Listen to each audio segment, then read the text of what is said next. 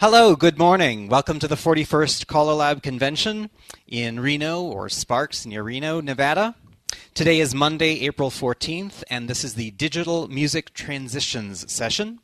I am Michael Maltenfort. I'm your moderator. Your panelist for today is Barry Johnson. So thank you for coming to this session. Anything else out there? Okay, great. So let me say a couple words about what we're doing and where we're going, and then I'll introduce Barry, and he'll have some things to say. I'll show you some things as well. So the idea here is we're hoping that those of you who are here have some experience working with music editing, or at least adapting, that you've worked with electronic music in some fashion or other. You have it, and if you haven't, then we'll just be assuming a couple things that you may not be familiar with, and bear with us for that, I would ask. So if you've already had the experience of recording vinyl, of using some music that perhaps was never recorded for square dancing, but you're using it for square dancing, sometimes you have music that isn't exactly got that all under control? Sometimes you have pieces of music that aren't exactly what you'd want. There's something that, it's not really good to sound good on the floor, or that section's not going to work so well, or it's too short, or it's too long, or the beginning doesn't work very well. How do you adapt for that? How can you still use a piece of music that might be very attractive? So, okay. So there's a lot to be said, but part of what we want to do is show you some of the technical tricks that we've used, and Barry and I have not worked together in terms of editing, but he's had his experiences, I've had my experiences, and we just want to share with you, here's the sorts of things that you can do, and here's how we can do it. So I guess my biggest suggestion is to first see what music excites you. What things make you want to tap your toes? What just really is cool. One of the pieces of music that I use because I was in an airport waiting a long time for whatever flight I was waiting for, and I heard this thing that was playing over the speakers, and I was like, we could dance to that. That would be fun. And of course, it's not like there was any playlist, and I didn't have an app for my phone that would record it and tell me what piece of music it was. But I wrote down a couple of the lyrics, and I Googled the lyrics, and I found the song. It wasn't that hard because I'd written down enough lyrics that, and I'm not good at picking them out, that I was like, oh, there's the piece of music, and I bought the piece of music, and I used it. It was great. So things that make your toe tap, things that are like, yeah, this would be fun, think about that. But that's a different story. Let's now get in a little bit more into, okay, what do you do if you find a piece of music that you want to use, and it's got a little bit of a problem, it's not quite what you want. And Barry's going to talk about that first, but let me introduce him. This is Barry Johnson. He lives in Lake in the Hills, Illinois, which is a distant suburb of Chicago. I'm also from Chicago. Barry has been calling for 8 years. He's been dancing continuously since 1999, which I guess makes it about 15 years, but that was his second go at it. He also was dancing 78 to 82 or something like that. Barry is very active in a lot of organizational things in the Chicago area, and he puts in a great deal of time to the square dance activity. Was inducted, he and his wife Anita were inducted as members of the Illinois State Square Dance Hall of Fame a couple of years ago, which is great to honor their service in the Chicago community.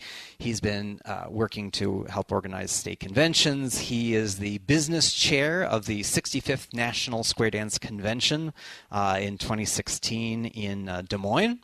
So he's up to a lot of things, and he's a great mind technically. He's giving a session later during this convention talking about the relationship part of phaser, and he writes very well. He's got a lot of things that he's written that he's made available and that are of great help. So I have a great deal of respect for Barry, and I'll let him talk a little bit more about what he's going to do. So please welcome Barry. Hey, thank you, Michael. Let's see. I think I need the audio cord. All right, very good. And that plugs in. We've had to switch computers here at the last moment to work with the video projector, and I haven't fired up this computer in a year or two, so I'm a little bit. Let's see. Oh, we lost power. We lost power. Hang on.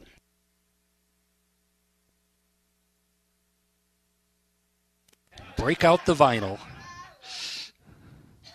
One of the reasons I abandoned using this computer back in the dawn of time was that the battery was dying. It would no longer hold a charge. And what happened just now was the power cord came unplugged, and the battery, which no longer holds a charge, no longer held a charge. So it is rebooting here for just a moment. Michael, this is going to take a minute or two. Would you be willing to jump in and go for a bit? Go ahead, do yours now. Okay, why don't you give me the video cord then? So I'll need video and audio. Some of you, while we get started, give me the audio first, if you will.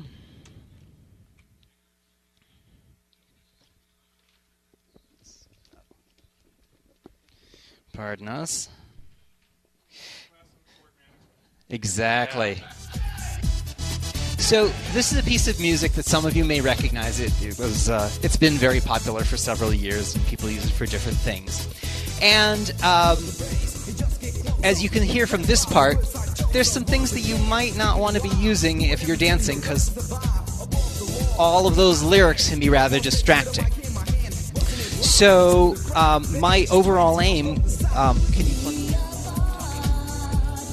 So what I was interested in is to use this music, and I have been using this music for years. I've done this cut many years ago. But to take out some of the stuff that I didn't like so that I could suddenly use a piece of music that can get the crowd jumping and moving. It's been absolutely fabulous for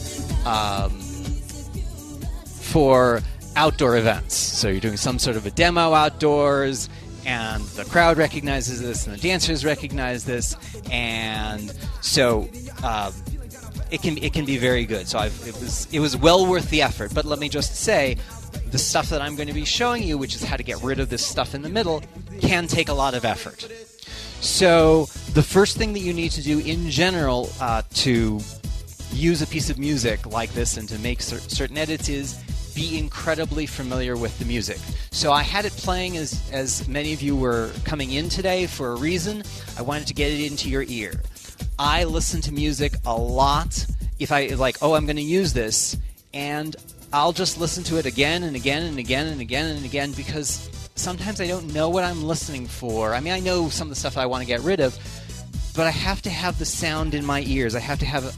It has to be incredibly familiar to me before I even want to do something fancy like taking out a section.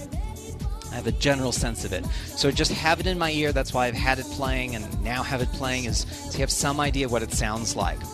Then what I do is, when I'm ready to start actually working with the music, I do just sort of a very basic analysis. I play it once through, which takes me, 4 minutes or something like that, if that. And I make a list of, what are the sections? What am I actually listening for? So I'm going to bring up, I don't do this in Vic's program's Cedar Square Dance system, which is what's been playing the music up till now. Let me get rid of that. Oh, how perfect the song just ended. Let me get rid of this screen. And so what I'm using for my editing is Audacity. So I've Audacity, A-U-D-I. It's pretty much phonetic, and if I weren't standing up here with the mic, I could. Well, that wasn't on the mic. We were trying to do things on the mic, so remember, do it on mic. Go ahead, Alan. A-U-D-A-C-I-T-Y. There you go. So it sounds like he was in a spelling bee. So it's a free download. Audacity has been around for several years. Many of us use it. And it can be used to do music editing and changes and so forth. If you're not familiar with it, definitely it's worth your time to get familiar. So I play it in Audacity, and one of the things that can be challenging about Audacity is just sort of managing what you're looking at. So what we're looking at now is the entire track of music, and if I simply play it from the beginning and hope that it... You can sort of see that the lines are lower now. The vertical line is where we are currently in the music. Thank you, Barry. And you'll see it looks different in just a moment of time, and that's because it gets louder. Y'all ready for this? And you can hear that big beat, and that's what you see visually there. And part of the challenge in terms of editing music is to connect what you're seeing with what you're hearing so that you can actually locate a point of music. So, for example, when I just played the music, and this wasn't done... Oh, and by the way, this session is being video recorded, so everything that we're doing, you'll be able to see what's on the screen. This video recording, I'm told, will be distributed with the MP3 recordings. So you'll be able to see that recording. And I know that vertical line's sometimes hard to see. But so we're now about... Let me zoom in a little bit. And I'm not going to show you all of the zoom in commands and some of the keyboard commands that I use, and these are things that I'll let you find for yourself. But we're about, as you can see, the green bar at the top at about 30. There's a green bar, if you see my cursor, right here, and that's showing us where we are. And if I unpause it, and that's where it starts getting to a section where I really don't want to use. And so as I went through my analysis, I said, okay, at this time, and that's about 32 seconds, is when we start. I just wrote down verse, because, you know, it sounds like a verse to me. It doesn't really matter what words you use. So, or you can just say begin cut there. But you need to identify where you want to begin a cut, where you want to end a cut. And then we're going to basically splice out that part of the music. And the question is, you know, how do you splice it out so that it actually sounds good? And to some extent, you know, you could be just rather crude and just get rid of it somehow, and I can show you how to just get rid of it.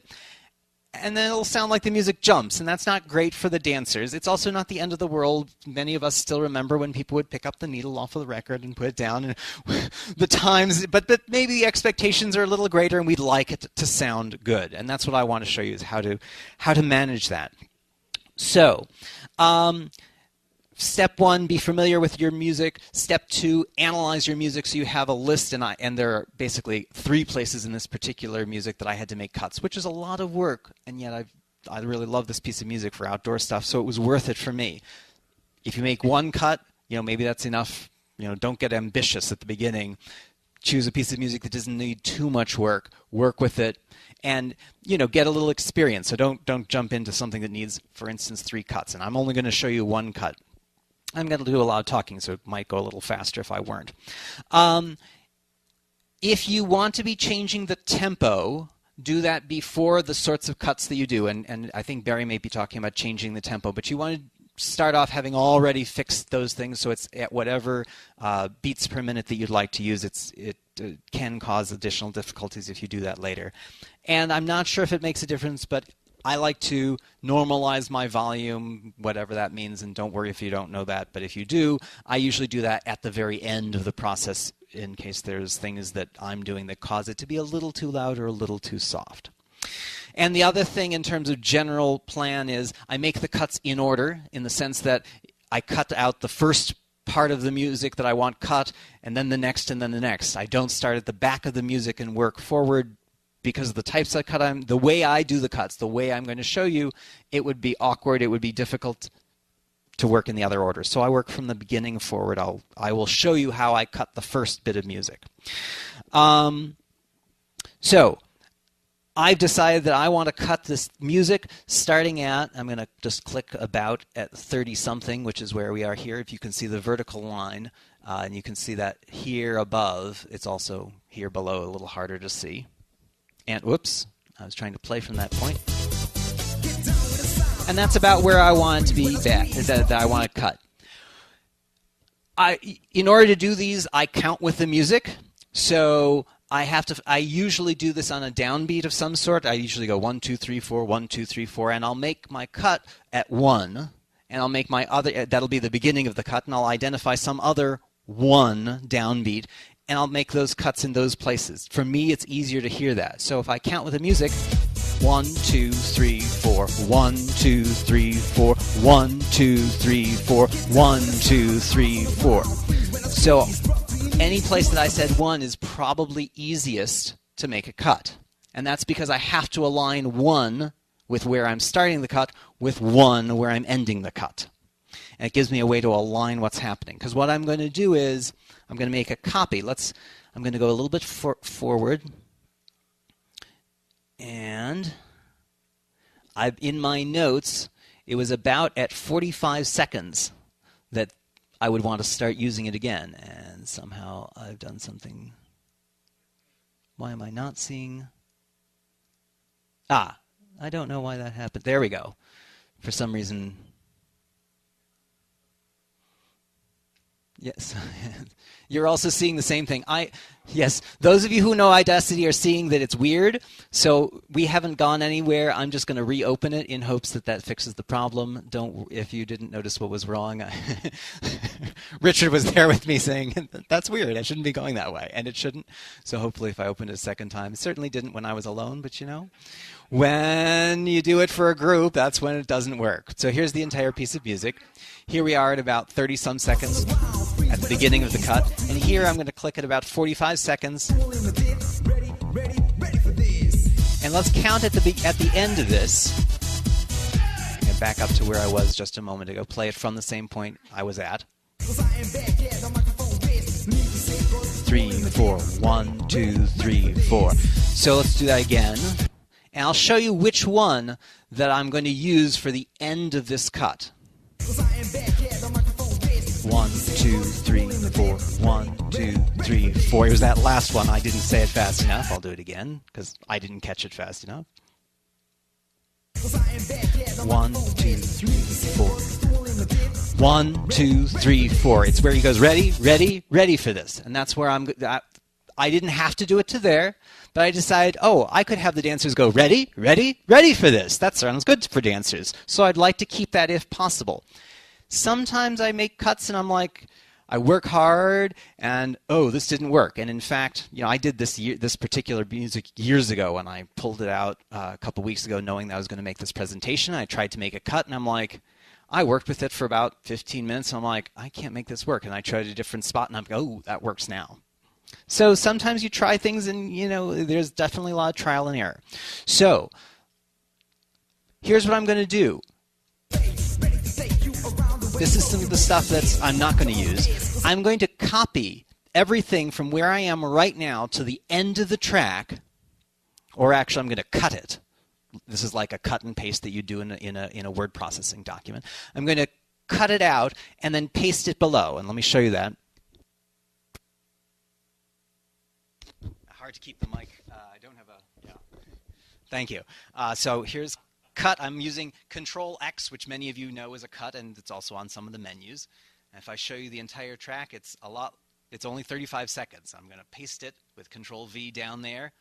Now if you look at the whole thing, what we're seeing on the top, I'm going to make this smaller so we can see everything all at once.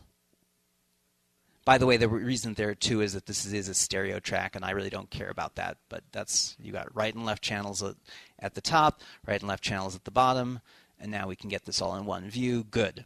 So on the top, you see everything that was up to the 40-some seconds, and then I cut it out from the top and I pasted it below, and so if and these buttons right here in Audacity, mute and solo, I can mute the top one. It's gray now. And if I play the bottom track from the beginning, that's all of the stuff. 1, 2, 3, 4. 1, 2, 3, 4. 1, 2, 3. That was it. That's the part that I want to use for the end of the cut.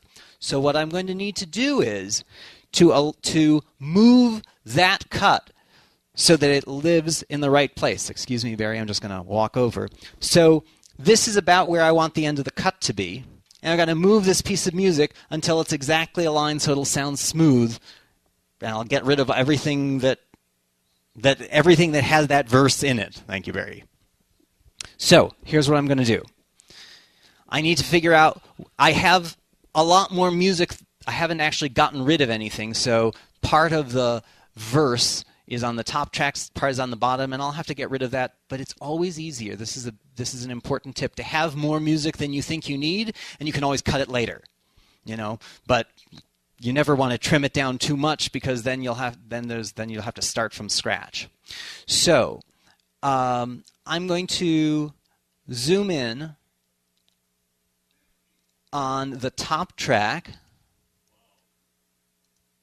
I'm zooming because I want to know where that track is where it's going to end. It was about 32 seconds, I think, where I want my cut to begin. Let's play the top track only. I can do it that way. Don't worry about the buttons, but the one that's blue is the one that you're going to hear. 1, 2, 3, 4. And what I decided, this was the thing that I did in advance, is I'm like, that particular place wasn't so great. I'm going to back up, and I'll show you where I'm going to make the cut. It's going to be a downbeat of where I'm going to say 1, 2, 3, 4. 1, 2, 3, 4. That was it. 1, 2, 3, 4. It just worked out easier for me. Let me show you again, because I think I said that backwards. 3, 3, 4. 1, 2, 3, 4. 1, 2, 3, 4. It was right here. And let's look and see exactly where that was. Or it's about at 31. How do I know that? Because I put my little cursor there and I play it from there. Whoops.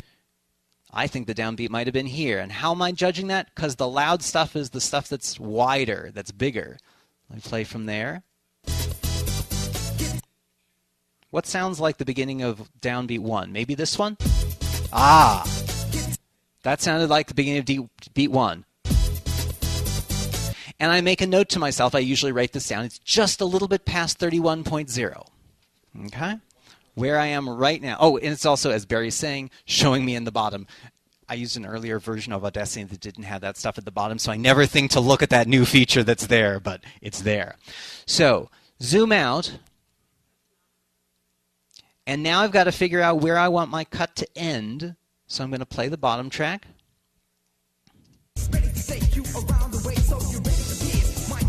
Zooming in.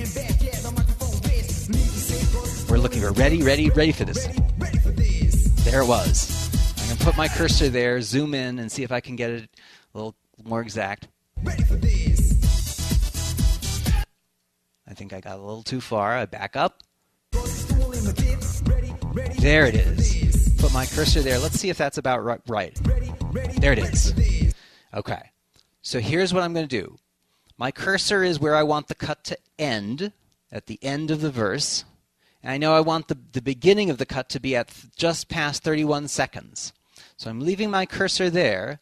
And if Barry, you want it, it's pointing to the cursor right there. That's where I'm moving it from.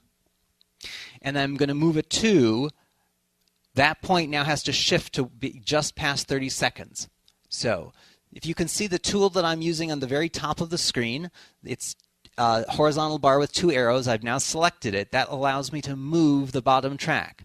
And I'm going to place the cursor exactly where I'm moving from, and where I want to move that to just past 30 seconds. So I grab it. The cursor stays where it is. I don't care. Where I am now should be just past 30 seconds. That should be pretty close. Let's see how we've done. So let's play just the top track at about 30 seconds. Whoops, a little zooming in so we can see a little past 30 seconds. Okay, so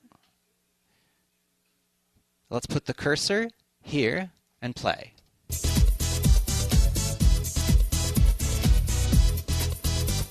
Oop.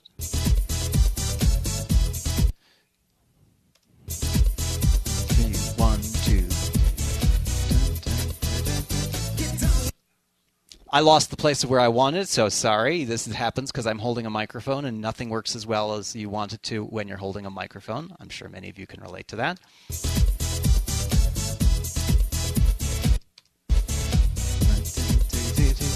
One, two, three, four. That was it. This is the place I want the cut to start. Okay. Now let's see. 3, 4, 1, 2. I could have done it there. And it was just, I think I actually tried to make it the later place earlier, and it didn't work out well. And this is a lot of trial and error. But now let's see how close. Let's play the bottom track from exactly the same point and see if I'm close. I'm close, but not that close. Ready, ready, ready for this, which I think was about here instead. So I have to move that to where I wanted it. So let's just do a finer shift to be about there. That might be close. Now let's play it from the place where I want the cut to happen and see if I've aligned it. Get my blue on the top only so we can hear only the top track. Zoom in a little bit, because the point is I'm sort of narrowing in on this.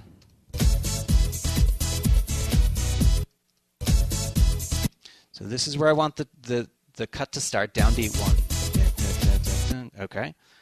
And for the bottom track, let's see what that sounds like. It's here that I want. So I want to move this where my cursor is down here just a little bit to the left. Okay? And it's all about just making it finer and finer tuning. I think that's going to be pretty close. Okay? So, we're pretty close. Let's just verify that, and then I'll show you how to make it actually smooth and two things that I'll do to make it smooth.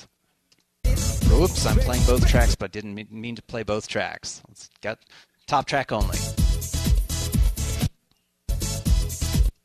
Okay, so there's where I want the beat 1. Okay. Bottom track. Yeah, I know. I got all the things. There we go. And I moved the cursor by accident. It should have been there. Good. Ready, ready, ready for this. Very close. Playing the top track only. Sounds like it's pretty closely aligned. Here's what I do now. I play both tracks at once because I want the beat to be smooth. Let's see what it sounds like if I just turn it on both tracks at once.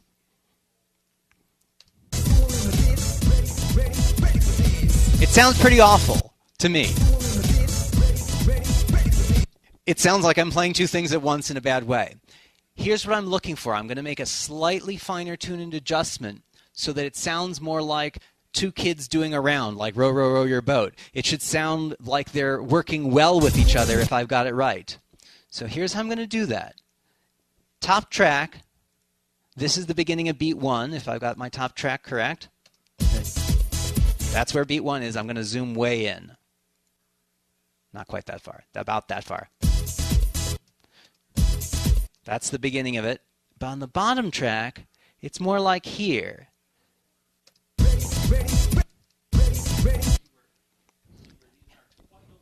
Exactly. So, yeah, so I think Barry just showed you, which was great, but I'm going to show you also. This is where it gets big. It's just a little bit past where this is, so I'm going to align where this gets wide and where this gets wide is just off by just a little bit, and that's why it sounds not quite right.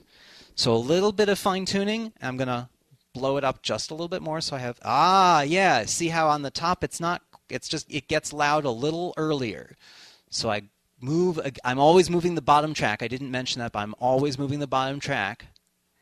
And now that they're aligned, if we're lucky, it's going to sound like a round, like a children's round. Let's unzoom a bit so we can have.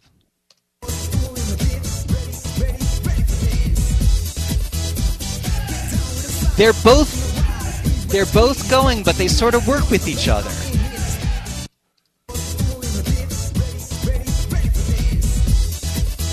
It's a bit confusing, but the beat is right. So now here's what I'm going to do to finish the job, because we're most of the way finished, and I want to let Barry have a chance to say something too. This is why I wanted him to go first, because I was like, I knew this was going to take a while. We have to find again where the cut is supposed to happen, and I'm going to eliminate the top track from that cut forward, and eliminate the bottom track from that point backwards. And that'll exactly fix it. Now, the cut point I think was here, but I can't remember. Oh, play only the top track, because otherwise I have no idea what I'm listening to. Oops, it was here, actually. There's where the cut. Play it again from there. Yep, that was the beat 1. And just to make sure that it's right, the bottom track. Yep, they're both at the beginning of beat 1 right there. So the easiest thing I can do, and this is what I'm going to do for today, is let's take the top track, and from this point forward, I'm going to silence it. So I'm going to highlight all of this, and I really should highlight to the end, but I'm just not going to be lazy. And but I want the view to stay the same.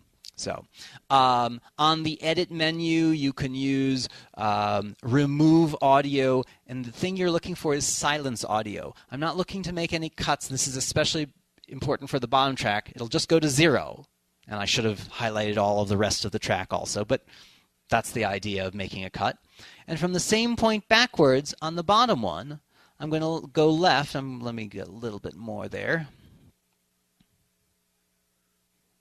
And this is where it's important to do silence, because if I simply cut, everything to the right of the highlighted region will shift left. And that'll be bad because I've taken such trouble to align it correctly. But I do it this way because I never know quite how the transition's going to go. There's my silence. Let's see how this sounds. I'm playing both tracks, but of course at the beginning you'll only hear the top track, and at the end you'll only hear the bottom track. Ready for this. Not bad. Ready for this. And the only other thing that I'll show you is, because it's just a minor variation of what I just showed you, sometimes I'll keep a little bit more. I'll make the transition point just a little bit earlier. Let's cut from here, or silence from here. But I'll have a little bit of an overlap. And on the effects menu, we can fade in or fade out. This sometimes helps if there's a little bit of a different orchestration in one part versus the other, because it sort of transitions from one to the other. So I'll grab this part perhaps, and I'll use the fade out. And you look at what I've highlighted, and I haven't changed anything yet. Hold on. I'm going to take this portion. I'm going to fade it out. You'll see it'll look a little different. Yeah, it's getting smaller as you go further to the right. And I'll take this section and I'll fade it in. And you'll see that the beginning of this will get a lot smaller. Fade in. And that might be a smoother transition in many cases. Let's hear it. Ready for this.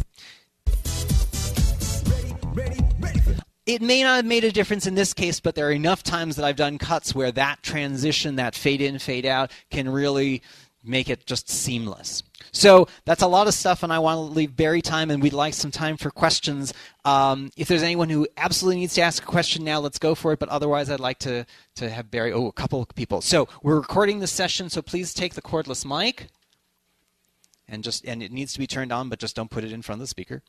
Great. Please tell us who you are, where you're from, and then ask your question. But let's keep it short so we have plenty of time for Barry. My name is Joe Gonzalez, Clovis, California. How do you put the music into that section?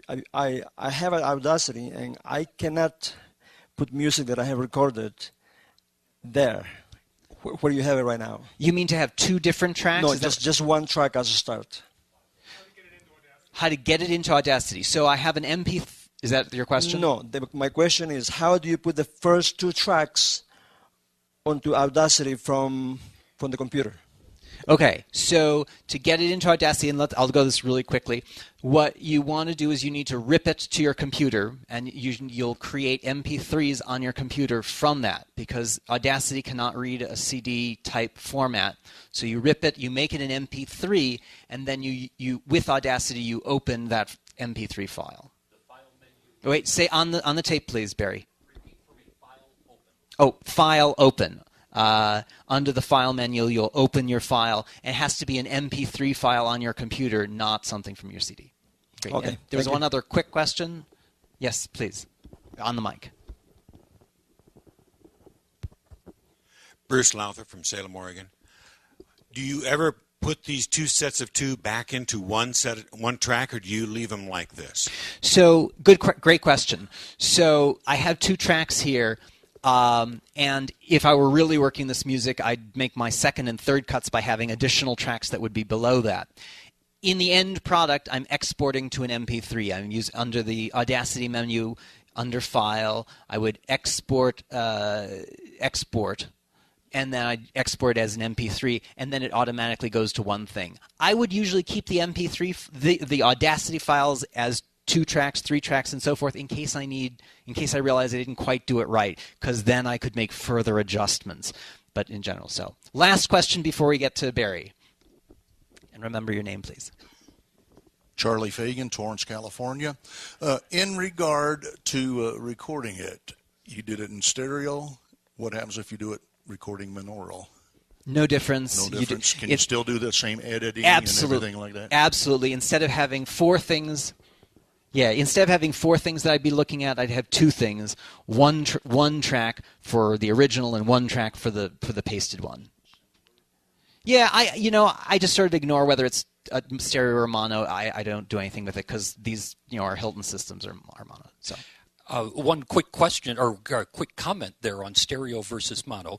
What we're seeing here on the screen is you'll see a left track and a right track and a left track and a right track. And when we save that as an MP3, it'll merge the left track together with the left track and the right to the right. But it's still a stereo recording, okay?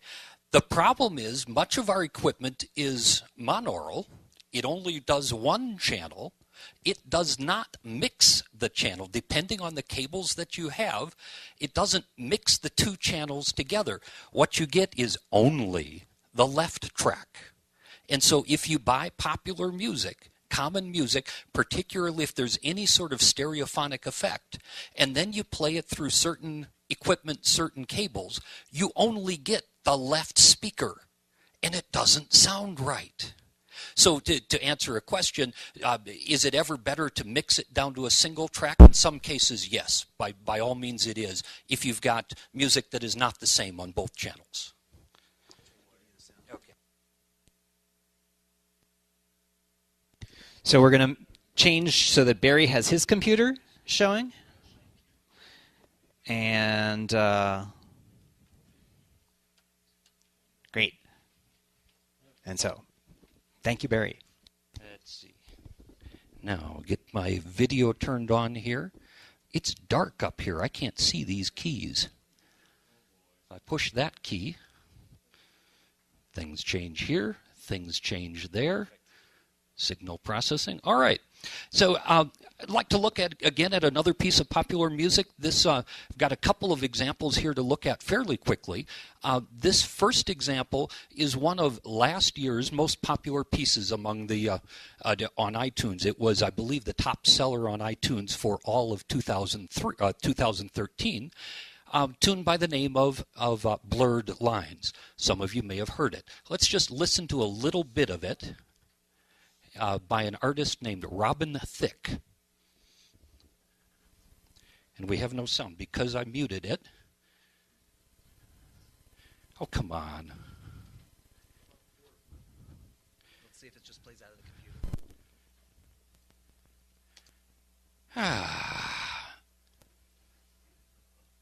All this stuff was working earlier. In fact, we heard too much sound. Hang on, I'm going to set the mic down for a second. Do we have, maybe we'll take a question while Barry's working with the technical stuff. Yes, please come up and pick up the cordless, or hold on.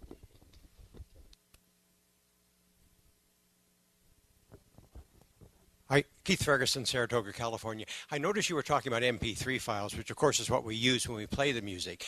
I was always under the impression that for editing, and I've done very little of it, it's better to work with a WAV file and then at the very end convert it to MP3. Any comments?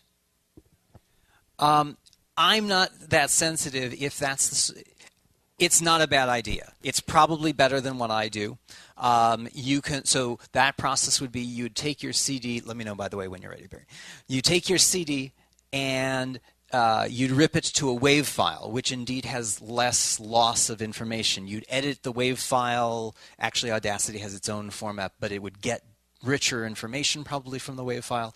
And then the final step, you're right, would be MP3. Trevor? Trevor Day from Manchester, England. Generally, working through on these, if you're working in a digital format, i.e. you're ripping it from CD or MP3, then you can work in Audacity straight away. If you're working from an audio file, i.e. you're transferring it from vinyl or something like that, then it's better to work in either Audacity's native format or in a WAV file, and then convert it to an MP3 at the end. You have less loss. To kind of amplify on those points, think of a sponge filled with water. If it's a damp sponge, you can squish that sponge down a little bit. You can make it smaller without dripping any water out. But if you squeeze the sponge too far, some of the water drips out, and when you release the sponge, let it go back to its original size, it's not quite as wet as it used to be. That's the way that MP3 works. MP3 takes the full-size sound, squeezes it down, hopefully losing very little music, and then restores it to full size when you play. Now, with respect to working inside Audacity, Audacity itself internally, as you're working with the music, is in the uncompressed format. When we open up the file, it uncompresses it. It makes it to the full size. You make all your changes, and then you can save it. So technically, an audio file might hear small differences as you go from, if you do multiple compressions and decompressions. Most people won't hear it. And most of our music, frankly, most of our equipment isn't quite that sensitive. But if you're a perfectionist, feel free to work with the uncompressed files, by all means. They take up about 3 or 4 or 5 times as much disk space. That's the only downside. In fact, you can play the uncompressed files through when you go to use your stuff. Okay, so I managed to repair my sound here on this old laptop. We're once again going to listen to a little bit of Blurred Lines by Robin Thicke. So this is a piece of music that has certainly it resonates with some younger groups. Unfortunately, right there in that one spot of the music, used a word that some people consider offensive. In that one spot, it said, "You're the hottest bitch in the place." And we might not like that. I've heard many callers use this music. They play it. The dancers never notice. They carry right on. But, so let's look at what we might do about that particular case. So let's see. We're going to zoom in. I made notes last night. Spent about 5 minutes looking at this. It wasn't real hard to find it here. We're going to zoom in just a little bit. Again, like Michael said, one of the secrets with working with music, working with sound, is to zoom in. I'm using this plus sign like a magnifying glass up here, where I can zoom in and see the individual beats here. Okay? And I can tell you, if we would go to select this section of music right here, and I'm going to play just that section, that's the part we don't like. Okay? So, by playing around a little bit, I can tell you that from here to right about there, there we are. There's our word. Okay? Now, you can see that one word here by looking at we've zoomed in enough that you can actually see where the phonetics start and where they end, and you can see actually how the CH blends into the next word. There really isn't a sharp division. So what can we do about this? Well, the very first thing we can do is, like Michael was using on the edit menu, there's a replace with silence type of button. I usually use a little button on the toolbar here. It's got noise, a flat line between it, and then more noise. If I press that, whoop, gone. Okay, so let's go back and just play this phrase once again. Okay, we just yep, we'll turn the volume up just a little more. One more time, we'll play that line. Okay, so the offensive word is gone, but we have this little gap. And now, once again, dancers generally won't notice the gap. You can play that. They dance right through it. The gap is roughly 0.3 of a second. Okay, it's not very long, but we can take that out. Actually, what I found worked out better. I'm going to change my selection. I wrote down these numbers last night. I'm going to go to the bottom here and say that I want to select from 1 minute 29 seconds .163 was where I. Oops. Can I interrupt while you do that? Go ahead. You do that. While Barry makes his selection, the writing down exactly what seconds you're at is a wonderful thing, because as Barry's doing at the bottom, you can very carefully in Audacity. You'll remember that for later and say, okay, I'm going to highlight exactly this by writing down the seconds. And there's his range. That's my... Oh, that was the word there. I'm sorry. I wanted to go a different range. I wanted to get that whole phrase out of there. Go from 127.82. I'm down to the 100th of a second. All right. Again, if you want to be picky, you can be picky. It lets us do that. 30.34. And I tend to be able to hear like a tenth of a second. 100th of a second I tend to think is... I can't hear, but doesn't mean you shouldn't do that if that's something you can hear. So last night, I listened to this a few times. It took me about 5 minutes to find this range of values. I'm just going to reach up and press the delete key. Thump. And all of that particular phrase is gone. Now let's listen. We're going to back it up a few seconds and play.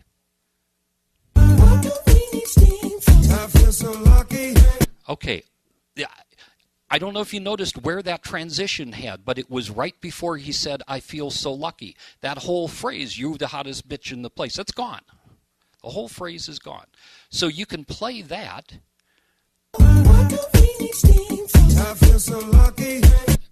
We could have futzed around with it. That took me just a couple of minutes last night to find those spots. We could have, maybe spent a little more time and made the transition a little bit smoother.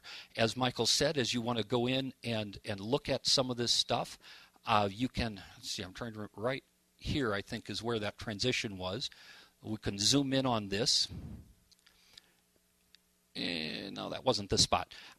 There are times that you can actually zoom in and you can see a very small discontinuity, a very small difference between the music that you're playing. With Audacity, if you are a perfectionist, if you continue to zoom in and in and in further, pretty soon you can start seeing little plus signs on the thing. It's very hard to see on the screen. I can tell you there are little tiny plus signs. These are the individual sound samples, 44,000 of them per second. And you can fiddle with each little sample individually if you want and actually correct. You get this wave and you can smooth out the little discontinuity that you hear, and you can get rid of any sort of pop or click that might happen when you do your copy and paste. Zoom right in where that is and smooth it out. All right. Yes, sir. Question. Quick question. I'm Art Parks from 9 Mile Falls, Washington. When you eliminated that whole phrase, it seems like if you're making square dance music, you've eliminated a beat or so. Yes. Of your. That's you've shorted it. You've kind of, if we were working with strongly phrased square dance music, typically 8-beat sections repeated over and over again, dancers would certainly notice when one of those is gone. In this case, in this particular popular piece of popular music, that small interlude was just that. It was a standalone interlude that's not actually repeated inside the music. And so we're okay in that case. We didn't have to worry about taking out an exact number of beats to stay within the rhythmic phrasing of this piece of music. That was only happenstance that this music doesn't happen to do that. Yes, sir. Another question here. Does the pop or click appear visually different? Pops or clicks, you would see them visually. Yes, you would. And especially if you zoom in almost to this level, you will see a sharp spike. Like if you're recording from a record, you will see the sound level go from close to the middle like it is here, all the way up to a top or bottom edge, and then slam all the way to the bottom and come back. Personally, I do not use the pop and click removal tools that are built into some of these programs. What do? They look through the sound waves, they're inspecting the waves, and they're looking for anything that looks like it's a real sharp, sudden action. And then they try and figure out what to do about it. Well, maybe that's part of the real music. Okay? The program doesn't know. It doesn't listen to music. It can't make any sort of objective or subjective judgments. We can, as humans, we can say, that's a pop. I don't like that. So I zoom in all the way, and I actually move the dots around and take the pops out myself. I feel better about that. Okay, so I wanted to, we don't want to run over on time here. How late do we go? Till 12? All right, so we've got a little bit of time yet. We'll save some for... was going to do my other piece here, if that's okay. Just wanted to show you one other piece of music. If you know Daryl Lipscomb, Daryl used this piece of music on Saturday at the weekend that we were at, and I liked it so much he told me where to go find it, so I bought it last night. And music for session, here we go. Bought it last night and started playing with it a little bit. It's an interesting piece of music. This is one of the most popular pieces of music this year. This is not the original group that did it. The name of this music is The Best Day of My Life. It's an instrumental version by Magnomatic. Magnomatic. Never heard of them before. Let's listen to the beginning of this. Where's my home key? Switching computers. Dark. There it is. Okay. And let's press play.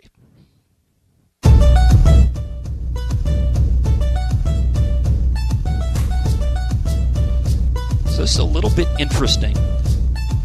Then the lead instrument goes away. We're just left with this beat for a few moments. Longer than I might like. It keeps going on like this for a while, and the dancers are going, yeah. But now the music starts to come back. Okay, and then one more thing we're going to hear here. Actually, sort of a powerful part of this piece of music. It goes silent right here. And now we're into the more full-throated, this is fun to dance to type of music. Okay. There's a couple problems with this piece. First, to be honest, that at the beginning, that drum section went on too long for my taste. Dancers want to hear some music. They want to see some things. It's okay to do that for a little while, but that was just a little too long for my personal taste. And then the second thing, of course, is that this is too slow. If you try to dance to it, you'd find it's just a little too slow. All right, so let's look at how we can play with this a little bit. First thing, let's see, on my notes here, I was going to fix the rhythm first here, and on my notes it says trim from 12.50 to 21.37. Okay, let's see what that says. I'm going to click right around here. Use our tool to zoom in and see the individual beats again. Okay. This is not quite as strong as we saw with some of the other music here. There's a little bit more blur in here. But I pretty much set my marker as Michael did. That's kind of the section. And I can tell you that at roughly 12.5 seconds, 12.507, according to my notes, down to was the beginning of one of those phrases with the drums. And so I'm going to select from 12.50. Again, I spent a couple minutes last night determining these numbers so I could show them to you, to 21.37. All right. 21.37. So let's zoom out so you can see that I don't have the whole piece of music selected. You can see I've got just one particular chunk selected there. Once again, I'm going to reach up and press the delete key. Gone. Okay. Now let's listen from the beginning once again. Oops. Huh.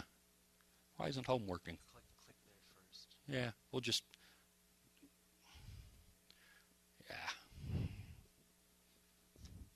There and then press home is my suggestion. Yeah. There we go. Okay. Apparently my cursor was down where I typed digits, and that's what was causing the problems.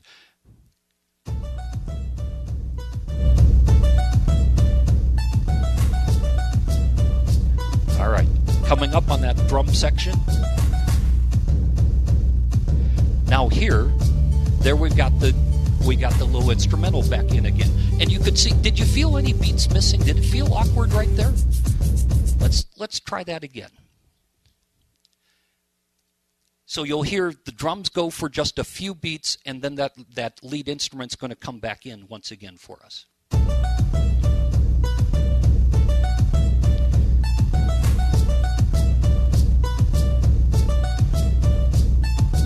Here we go.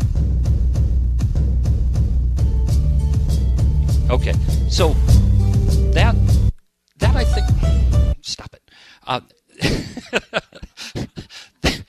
That kind of taking out that little bit of music there, I think, keeps the dancers' interest in this new piece of music that they haven't heard before to carry them through. Now that's going to let us bridge the shorter period of drum beats at coming up to the end. They're going to hear that again, but they know it was short. It was short the last time. It's short this time. Then, of course, the dramatic silence. And you hear the swish, swish, swish of the feet, or the stomp, stomp, stomp, depending on how your dancers dance, right? And then we get back into it again. Okay, so another thing that we could do on this particular piece, let's listen to the very end of it, if we can.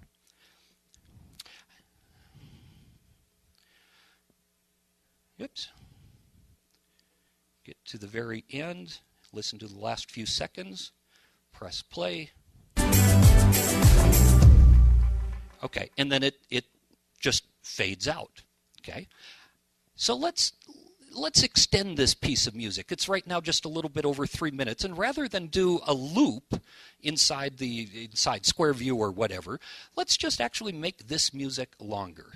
So I'm going to zoom in a little bit here on the end, and we can see how it really tails off, and right about here is where it really gets empty.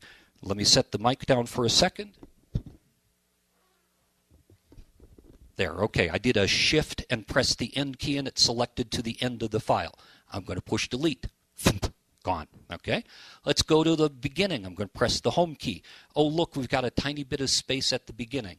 Let's trim off that from the beginning, just this small fraction of a second. Okay, and press delete. Gone. Okay, now our music starts immediately, and it ends right at the end. I'm going to push Control A, that selects the whole piece of music. I'm going to push Control C, that makes a copy of that whole piece of music over there. Now I'm going to push the end key. Thump, we go off to the end where we saw that. I'm going to push Control V as in Victor to paste it back in. All right, and let's zoom out a little bit. So now we see it fades out and goes directly into our main piece of music, okay? But actually, before we do that, I'm going to generate... Oh, sure, go ahead. Since Barry and I were both using copy and paste, or in my case, cut and paste, the difference of why I had an extra track down here and why he pasted here is where his cursor was. He clicked right here, then did his paste, so that's where the paste happened. I clicked down here. I didn't make a big deal about that, pasted, which is why I had a new track down here when I pasted. So it was both cases pasting, a completely different effect. Right.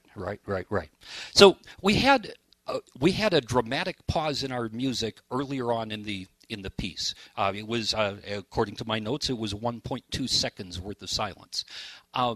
That's the only pause like that throughout this piece. But I thought, as I was playing with this, as I was extending it, it might be nice to put in another one of those dramatic pauses here for a moment. So inside Audacity, under the Generate menu, I can say Generate Silence. And the cursor is still where it is. Ooh, you know what? I'd best not have that selected. There we go. Otherwise, it would replace what I had with silence, and that's not at all what we want. So I'm going to say that I want...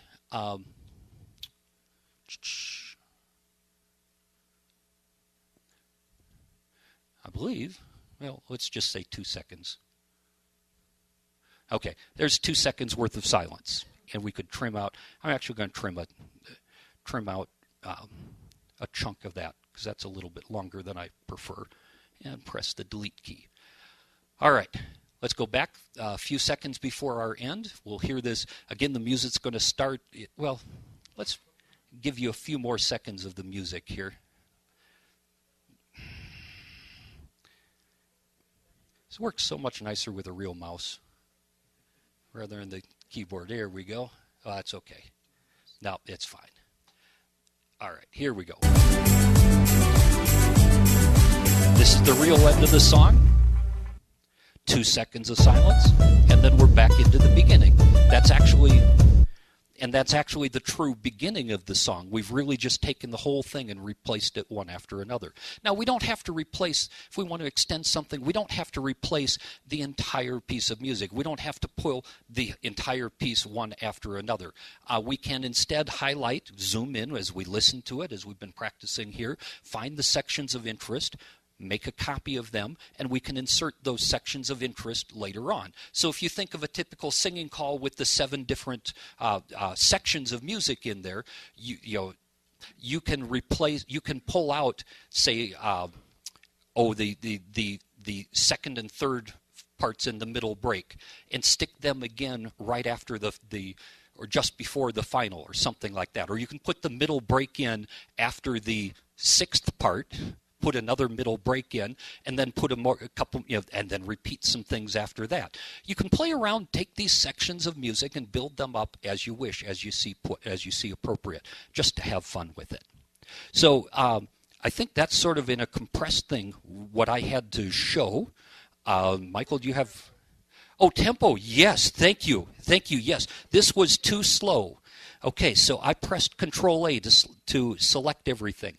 Under the Effect menu, there is a change tempo. There's change speed. That's like sliding the knob up and down on a Hilton. When you change the speed, it also changes the pitch. If we can change pitch by itself here with the change pitch menu, or the one I've got selected, change tempo menu. Here we can put in the way that we'd like the tempo to change in a few different fashions. Beats per minute, and this is just any sort of ratio of numbers that you'd like. If you're familiar with using a Hilton, and let's say, and you had the sliding scale on the turntable, and you wanted to go from 45 RPM to 43 RPM, you could actually type in 45 to 43, and it would change it just as if you had slowed down the Hilton that much, or speed it up. In this particular case, for this piece of music, I was futzing with it. Anita was in bed last night watching me as I'm playing the music and prancing around the room, getting the beat to see how it felt to actually dance to it. I don't know what the person below us thought as this guy's marching around the room upstairs. But I found that about an 8% difference if I change the tempo from 100 to 108. Again, these are not meaningful numbers. The only meaning is in how they relate to one another. So I'm just making it 8% faster. And it goes thinkety-thinkety-think here for just a moment. And this whole piece of music, my other computer's faster. I like my other computer better. There we go. Okay, so now let's play it. So this is a little bit faster. We've got rid of the long extended drum section at the beginning. Put in that short section there. We're back to more music. Yep. Yeah. Michael just took some of the bass out there. There's that other relatively short drum section. We could futz with it if we wanted. Our silence. Back into, now this is really dancing. Folks really enjoyed this. We've also extended it. We've doubled the length. We could keep on doing this and play with it however we'd like. That's advanced music editing. Michael, any closing comments? Let's give some time for questions, because I think we have a couple minutes. But I also want to make a couple general comments, and then we'll take your questions. So think about if you've got questions. So Barry and I, I don't think anyone taught either of us what we're doing. We futzed around with things until it worked. And so rather than copying exactly what Barry did or what I did, you need to futz around. Like for instance, Barry and I had a completely different, or a quite different approach to cutting out a section of music, because basically what I showed you was cutting out music and making a second track and shifting it over and so forth. And Barry just said, from here to here, get rid of it. And we achieved largely the same thing. His was incredibly shorter, easier, so you might want to start with something like that.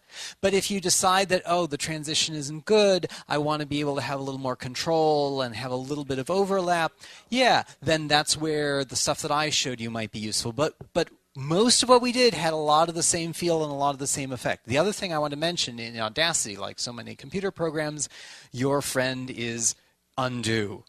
Right? You can undo almost every action you do in Audacity, which is great because you can try things out, and if it doesn't work, if the 8% didn't work, then you try a different percent. And I'm always undoing things because, I didn't quite shift it right. That was actually better. Also, save versions as you go. There's nothing worse than working really hard on a piece of music, and for some reason the whole thing is terrible and you can't back up a couple steps. So like, for instance, if I were doing some tricky cuts, I might save it after the first cut as a new file. Now I can make the second cut, and if I mess up, I still can rewind to that point. Any other general comments you want to make before we take questions? One of the things Michael did, he was using the time shift tool to slide music forward and back in time. That's how he was adjusting, taking our bottom piece and moving back and forth across. There's another case where you can use that tool fairly effectively. If you ever try to lay down your own vocals on a track for some reason, maybe you want to produce something that you can use to help teach in lessons, or maybe you want to send in an audition tape to a music producer or whatever. If you wanted to lay down your own vocals, you can certainly do that here with Audacity and other programs. You can play the music and then record your own voice into its own track and so on in the system. If you do that, you will almost certainly find that there is a time lag between when the music plays on the computer to when it comes out of the speaker to when you speak to when your voice gets digitized, okay? That will actually take it will take about 0.3 of a second, almost a full beat to really get through all the buffers everywhere. So if you lay down your own vocals and then want to play it back, you will be distressed to hear how poorly your timing goes. So you can highlight your entire vocal track, which has been recorded separately, and slide it forward and back and line it up. Okay, now that's what they do in the music studio. In fact, they do it not so much on the entire track. They can take individual sections and sometimes even individual words. And so if you want to go through and really polish your timing, you can start moving individual words and individual phrases, and you can futz with them. And if you're really interested, you can change your own pitch on individual words and phrases. That's getting more into some real power editing, and Audacity isn't really the best tool to do a professional job on vocals, but you can do some really cool things with it. And if you're time shifting your voice, as Barry is describing, you might want to zoom in. You might be able to visually see what aligns. Maybe one question, maybe two if there are any, because we're pretty close to the end of time. Hold on tape. Yeah, in regard to undoing it, that's one way to do it, or can you use the arrows on the toolbar? You can use, I don't remember if there are arrows on the tool. I guess there are. Okay. Okay. I usually use the Control-Z to undo. What I've done here is shown that there is a history of changes made, and it will tell you even what those individual changes were, so you can decide how far back you want to go in time. It kind of makes a list of all the changes that you made through there. So I got that through, I believe it's View. Let me press OK here, and let's look at View History right down there. Okay, I think maybe we should, maybe one last question. Thank you very much. Art Parks from 9 Mile Falls. In the last demonstration of where you had a pause and started the music all over again, and it came in a different feel to the music as what you ended, and it seemed to me that it would have sounded better with a couple of beats of I'm not asking how to do this, just if it can be done. It seems to me it would have sounded better with a few beats of bass drum pedal. Yeah. Then kick it off again. Now, is it possible to do that? I don't know. There's actually a couple of things you can do with as far as that. First, if you can find the bass drum pedal that you'd like within the piece of music, you can go borrow that, and then use like the fade in and fade out tools to help bridge the little changes there. That works out well. There's also, and I haven't played with this at all, but Audacity can actually generate a small drum beat here, a russet drum, I've never played with it. I've seen it there, but apparently you can actually put in a drum beat. Yep. Great, thanks. So there's stuff that has been written, and Alan Hurst pointed out that I wrote a couple articles for the call sheet a couple of years ago, and if you'd like copies of those, I'm going to ask you to contact Alan, whose email address is allanhurst@gmail.com. That's ALLANHURST@gmail.com. And Barry's written some stuff. I've written about a 20-page paper on how to use Audacity, and it goes into many of the things that we've talked about, including little pictures and pointers and diagrams and so on. I thought that I had sent that here to be included in the notes, but it turns out I never sent it to Dana. He didn't drop it. I didn't send it. I'll talk to him and see if I can't get it included with some of the things to be distributed on the MP3s. Otherwise, you can write to me, caller, CALLER, bear, BEAR, like the animal, at gmail.com, and I can send you my paper on using Audacity. Great. Don't forget to fill out your evaluations. Let the powers that be know if this was a good session or not such a good of a session, what should be changed. Thank you so much for coming, and enjoy lunch.